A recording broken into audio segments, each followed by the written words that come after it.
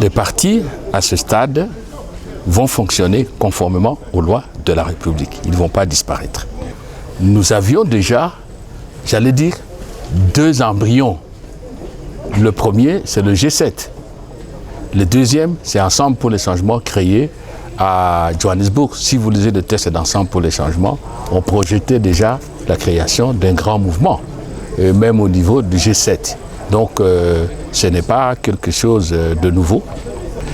La mutation ne peut pas se faire en dehors des lois de la République et de la Constitution. C'est très important de le souligner.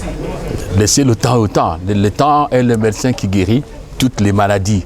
Il est clair que les membres de nos partis qui veulent déjà à ce stade venir adhérer, ils sont libres de le faire.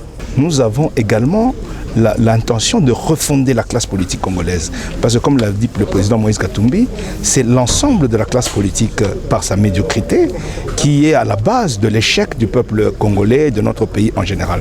Donc nous voulons sélectionner des hommes de valeur, les mettre dans un seul groupe qui sera plus discipliné. Nous voulons prendre un seul mode de décision. C'est pour ça que nous nous sommes décidés de nous muer en un seul parti politique. Hier, Moïse Katumbi a rappelé que nous avions eu du courage à l'époque pour dénoncer les velléités de changement de la Constitution. Vous le savez très bien. Nous avions du courage, mais nous avons gardé la vie. Les Rossi Chimanga, les Thérèse Kapangala ne sont plus là.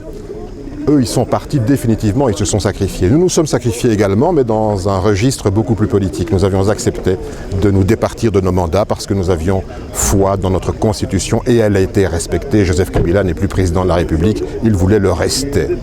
Nous avons eu du courage également pour engager des consultations avec nos bases respectives et leur dire qu'il vaut mieux être grand à travers tout le pays et tous ensemble qu'être grand tout petit dans une province ou une petite partie du pays.